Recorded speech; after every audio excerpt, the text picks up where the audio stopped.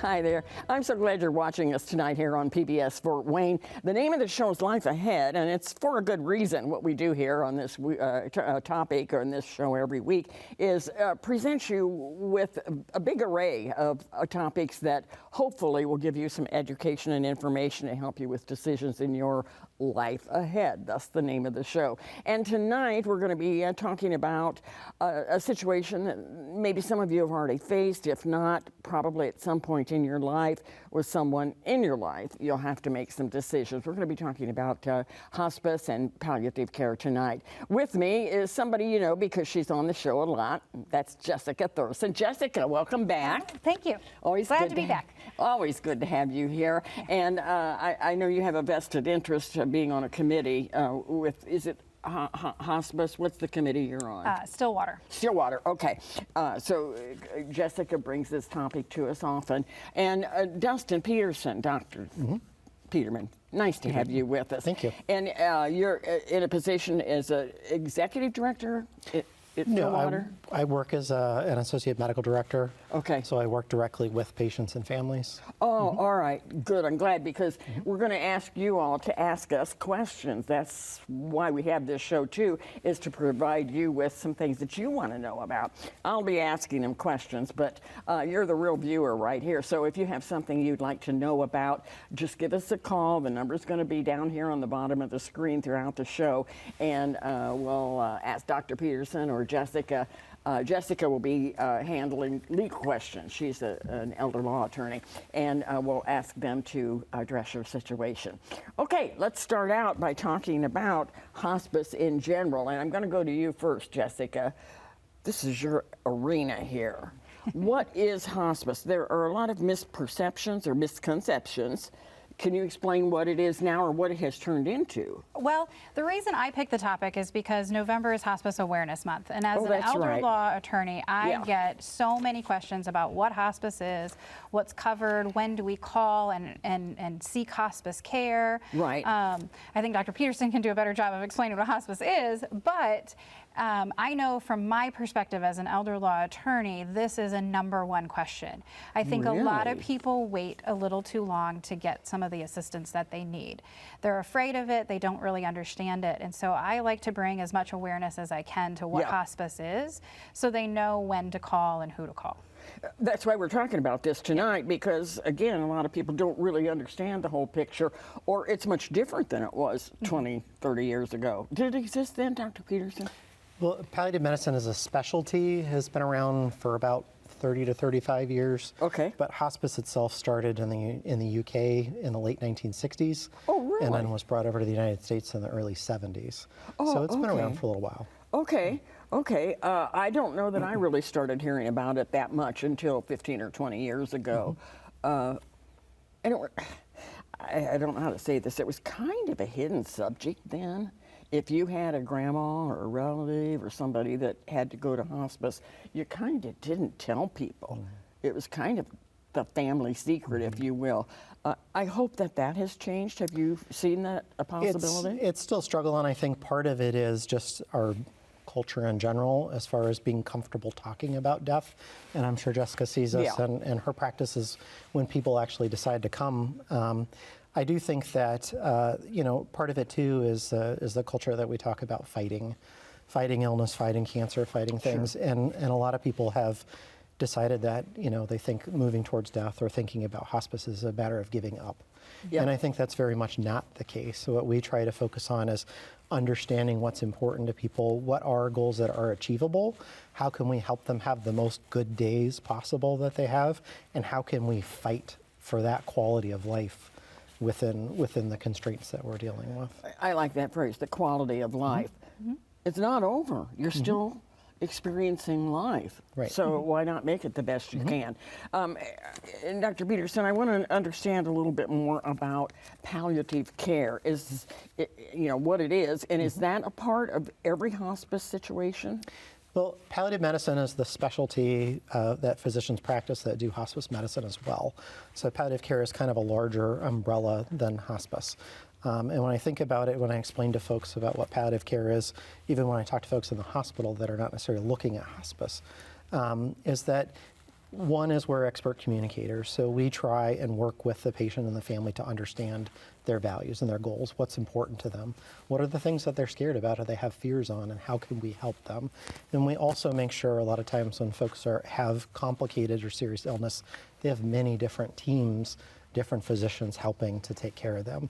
And so part of that is to be able to help make sure everybody's on the same page. Yeah. And help make sure that the physicians are hopefully not making a recommendation just based on a disease, Right. but making a recommendation on what's the best treatment for that patient based on their values and goals. And so that's what palliative medicine really is all about. And it's a team of doctors that come together to service or take care of each individual case. Well, that's one place that hospice and palliative medicine are a little bit different, is like I said, the physician component in hospice is a palliative medicine physician. Okay. But hospice itself is a great program that has a lot of different resources to bear. It's really an interdisciplinary team. It's largely led by a nurse case manager who really helps to understand what the needs of that patient and the family are. And they work together with a social worker, with other nurses that come to visit the patient, with home health aides, with the physician in the hospice agency as well, and also chaplains or spiritual care advisors. How much input does the family have in designing the care of your person? The family can have a lot of input. I mean, we largely try to see that put around goals about what the patient wants, obviously. As long as the patient's able to communicate with us, that's who we're primarily going to be looking to ask questions to. But families very much so are a part, especially as patients get to a point where they're closer to death, where they may be in a situation where they're incapacitated or can't make those decisions. This is a question that I've had asked before by viewers, actually. If you go into hospice because you're doing very poorly, okay, but then you kind of revive and you're getting back to being much better, can you drop out of hospice? Yeah, and it's not, I wouldn't say that it's frequent that we see that, but it's not uncommon. I mean, patients do sometimes either go out of area for hospice or decide to come out of a hospice program. The main difference as far as with palliative medicine and hospice really is that palliative medicine can be focusing on people's comfort. We usually talk about physical, emotional, spiritual, and social health and well-being and suffering and focusing on that. But those patients can be patients that are seeking curative treatments. When it comes to hospice, we're specifically looking at population of patients that have a life-ending disease or life-limiting illness. And they have to be certified by the hospice physician that this illness is likely under a natural course to lead to their death in 6 months. There are oftentimes we have patients that, for whatever reasons, are feeling great and do well, and sometimes are on hospice much longer than 6 months. Is it the family doctor or the palliative care doctor who determines, how to put this delicately, your life expectancy when you come into hospice? As far as referrals, it can be from other physicians. The hospice physician is the one who's actually documenting legally for reimbursement and things about that certification. And there are rules on the insurance side about how often that has to be done to recertify. Didn't think about that. Yeah. Because other than people making their own choice to leave hospice, there are times when we can assess someone's condition and as the physician say, you're actually doing much better than we expected before. Think you are. You're being discharged from hospice. That's not very common, but that does happen too. You said the word insurance. That always triggers a little alarm up here. Do most insurance policies, health insurance or some insurance that you have, cover palliative care or hospice? Hospice benefit is pretty common. It's in a Medicare benefit, and most of the major insurers will is it? participate Medicaid or Medicare? Medicare is a Medicare benefit. It does get a little bit different when it comes to things about paying for the hospice program and care versus if someone needs, say, 24-hour care, for instance. There is an inpatient hospice level of care that we do see a small percentage of patients that have suffering or pain or other symptoms that cannot be controlled wherever they are, be it at home, for instance. A lot of patients are on hospice at home. If they need to, then the hospice benefit will pay for those few patients to be in an inpatient level facility. So that would be the equivalent level of nursing care they would get in the hospital. Sure. But it's focused on their comfort primarily. Okay, I want to ask some legal questions now. So, Jessica, you're the star here for a moment. What kind of legal documents would you suggest a client have or the family have if they're going to go see Dr. Petersen or talk to somebody about hospice care? They probably have to go with something in hand. Sure. So first and foremost, you definitely need some sort of power of attorney document. So, of course. Yes, always. So a durable power of attorney and appointment of a healthcare representative, those are the two most common. The durable power of attorney is going to be things more about financial components. So a lot of times when we're talking about what type of care do you need, you may need more than just hospice care. Maybe you need in-home care, maybe you need assisted living or nursing home care. And so the durable power of attorney is going to kind of help with that whole financial piece of how are we providing payment for care across the board. But then the appointment of a healthcare representative is the person who's going to make those medical decisions when you cannot make those decisions for yourself. Maybe they don't need that help when you first enter them, but Correct. But maybe as they progress in their illness, they might move to that level. Yes, because our fear is always, as an elder law attorney, our fear is always that you wait a little too long because you're feeling very healthy and you're feeling, oh, I can make these decisions. Well, we never know when we can't make those decisions anymore. And if you don't have these documents in place, unfortunately, your family is stuck having to get a guardianship over you. Yeah. And there are temporary guardianships in emergency situations, but there's also permanent guardianships, all of which take time and court involvement, which really delay the process of you getting the care that maybe you really wanted that was part of your comfort piece of things. So the more you can plan ahead, the better you are, and will eventually be able to avoid those situations. Do you think most people know themselves or decide themselves what they want or what they perceive as the best hospice care for them, or is this recommended by physicians or family? I think it's more they know what comfort looks like to them. They know what they want. They know that they would like to be in their own bed at night. Yeah. They know that they don't want to have to go in and out of the hospital all the time. They know how they want to move around their home. They know what food they would like. They know their kind of schedule. Are they up all night or are they early mornings? So they know what they want for their life and what that looks like and what pain management looks like to them. And so I think as long as they can kind of vocalize, a person can vocalize those things, the people in their lives, whether it's their family, their doctors, their attorneys, they can kind of help determine then what care do you need, what services do you need? You know, people are so different, and we've talked about this before, Jessica. I know when we've done shows on picking an assisted living or something like that, it's like, you know, you should have some say yourself, because some people might want a lot of activities and bingo and dancing and, I don't know, entertainment. Somebody else says, no, just leave me alone. Just leave me alone and bring me my lunch, you know. So that may vary. It may be the same way with hospice. I'm guessing, Dr. Petersen, you can answer that. Do they want somebody to read to them? Do they want to be left alone? That kind of thing. What do you find most is comforting? Well, I think the biggest thing about that, again, kind of like Jessica mentioned, is the patient is the expert in what quality of life is to them, right? I mean, the physician really should be the expert in the medical treatments, but all too often I think we ask patients questions that they're not prepared to answer and aren't fair questions about what care do you want? Do you want this surgery? Do you want this ventilator? And they don't know how that's going to affect their quality of life. Right, and they don't know what's out there yet if they've never experienced it. But if they can help the physicians by telling them what outcome they're looking for, what they're willing to give up or trade, and what their hopes are, then it's easier for a physician to say, okay, this is a treatment then that's not going to help you achieve your goals, or this is a treatment that we should focus on to try and make the best of that. Norma is on the line with us here tonight on Live Ahead. Norma, hi, and thank you so much for watching us here. Norma, what's your question for Dr. Petersen or for Jessica tonight? Sure, I kind of have a two-part one. The first part I had mentioned.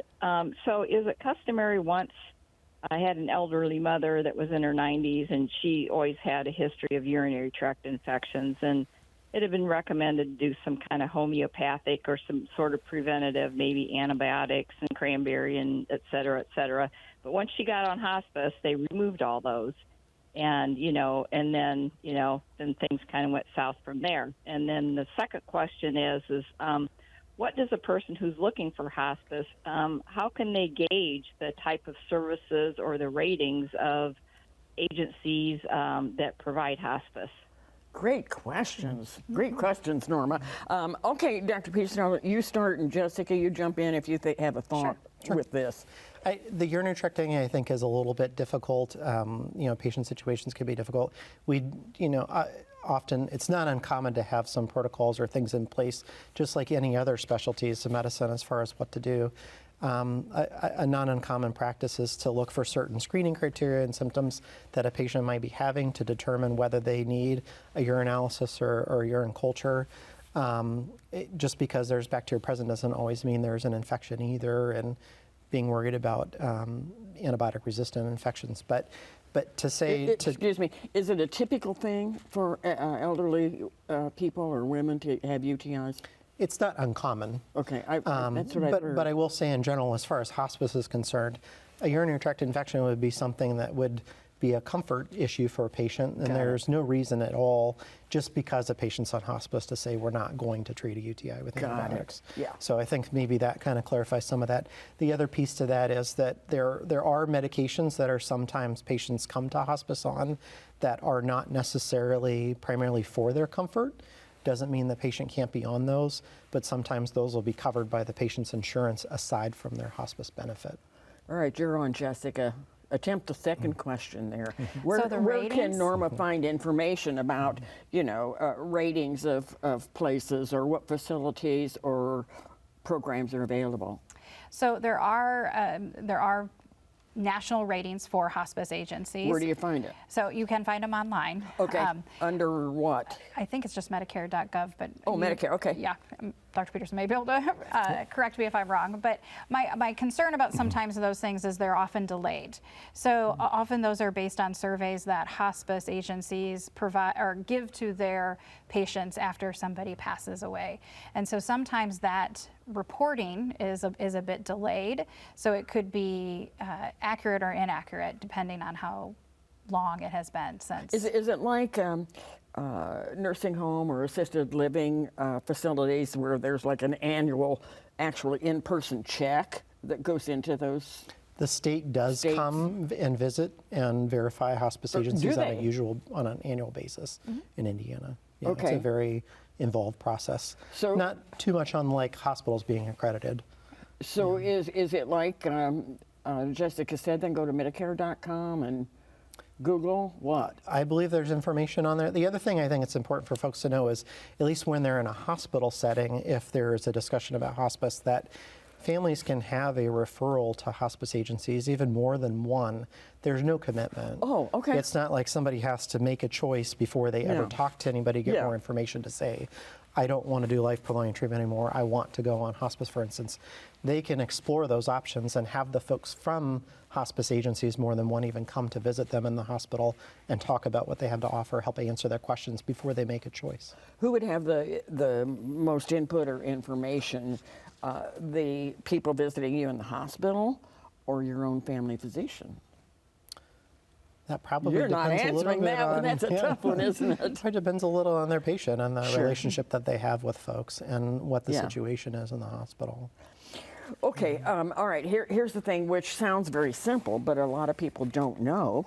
In the olden time, I say olden, back when palliative care and hospice first started becoming more popular around here, people would go somewhere. They would go to a hospice facility. Is that still what they do? Jessica also mentioned home health care. What's the correlation? Yeah. Some of it depends on what the patient and the family are asking for, what they want.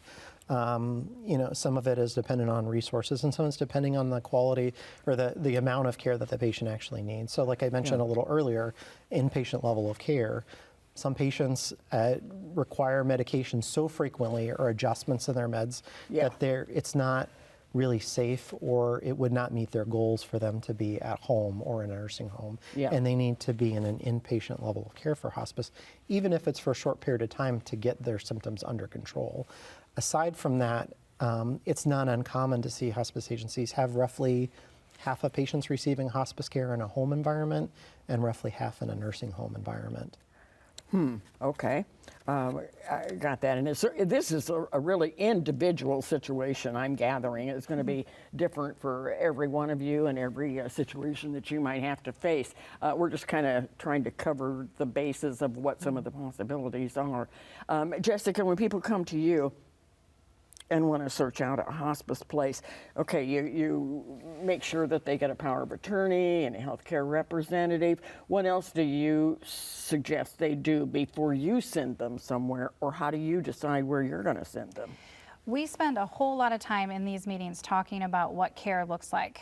What type of help do you need on a daily basis? Sometimes we find that some families just maybe need a little bit of care. They need some help with lawn maintenance, they need help with cleaning, and they need help with those type of things. Other times we find that maybe they need actual real assistance with bathing and dressing a handful of times a week, or maybe it's even getting more than that. We have somebody who's a wander risk and we need to take kind of more of a movement to a facility type of situation. And so we spend a lot of time talking about what that care piece looks like so that we can make sure that we're looking at what benefits may be available. Maybe they're eligible for VA benefits, maybe Medicaid, maybe it's long-term care insurance, maybe it's just their Medicare insurance policy as well. There are lots of things that we're just trying to figure out. First, what does care look like to you so that we can figure out then how do we pay for it and what benefits or services are available to you. Because hospice will go wherever you are. So this is I wanted to explore that. I saw that in reading this afternoon. Hospice will go wherever you are. What does that mean, Dr. Petersen? Well, I mean, it means if there's a safe place for you to be, where folks can take care of you. Some patients on hospice are still quite high functioning and don't necessarily need 24/7 support. Hospice itself as a program does not provide 24/7 support, except for those few patients, like I said, that are in a situation where they require that inpatient level of care. What it does is frequently, typically multiple times a week, there's folks from the team that are coming in to check on the patient and help the family, help provide teaching as well to help them, support them. The other thing I wanted to mention as a piece as far as where care takes place is that for folks that are receiving care from their family or caregivers in their home or in a loved one's home, part of the hospice benefit that's great is respite care. And so respite care allows for them... the family or the caretakers. Yeah, respite care allows them to have that patient move to a facility where someone else can take care of them for a few days a month to allow them to have a break. If they need to travel out of town, if they need to do something else. And being a primary caregiver is very, very draining physically and emotionally. And so and if it's difficult on the caretaker, they're not going to be able to give as good a care. Right. You know, and they need breaks too. So my understanding that some of the facilities, if you will, where someone might go for assisted living or whatever and be under hospice, there could be an arrangement where you could, the caretaker could take them there for a week or a weekend, give themselves a break, and then take them back home so they could go in and out? Is that true? The respite, as far as the hospice benefit for respite, is limited to a few days a month. And that's arranged with that nurse case manager. Will help set that up once you're in a hospice agency, and they can then tell you what the options are, how that works. Is it usually insurance covered then, or no? That is part of the hospice benefit, yeah. Oh, okay, I see. Okay, I got it. Okay. All right, let's go back to legal, Jessica. In addition to the things that you always recommend that people have, and you've worked with this now for several years, what are some of the most significant or common kind of cases that come to you first as an estate planner? So typically what happens is it'll be, especially because we're right at the holidays, what it will be is family will be in town visiting and they will notice that something is a little different with mom and dad when they come home to visit. And so a lot of times we're starting very early. It may not even be somebody who's anywhere close to needing hospice, but they're just seeing that mom or dad is needing a little bit more help. And so they want to make sure all of our ducks in a row. And so my advice to you is really get a good list of your assets. get a good understanding of how things are titled. Is this titled jointly between a husband and wife? Is this really just in one person's name? Does it have beneficiaries on it? Really knowing where all of your assets are and how they're titled then helps us really understand, okay, well, what effect is this power of attorney really going to have on those things? And you can't give them direction or make any decisions until you get all of those answers. Right. So what I'm hearing then is that while you have the right, and you should have the right to make a lot of your own decisions, or at least some input, you as a family member that may be looking at helping out your loved one need to do your work too. You know what? Our half hour is already over. It always goes so fast when we have a great topic and great guests as we do tonight. Jessica, Dr. Petersen, thank you so much.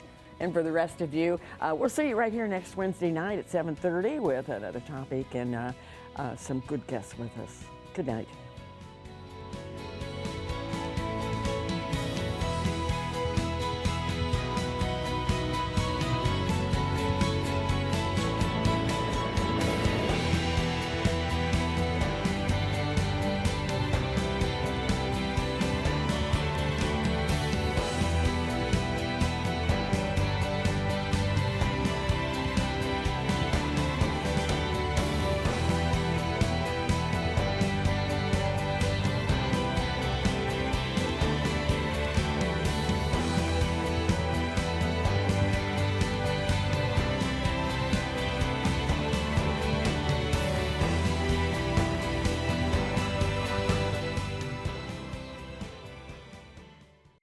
By the year 2030, 1 in 5 Americans will be retirement age. Beers Maller's elder law attorneys counsel individuals regarding matters of setting up estates, trusts, and help navigate difficult family situations.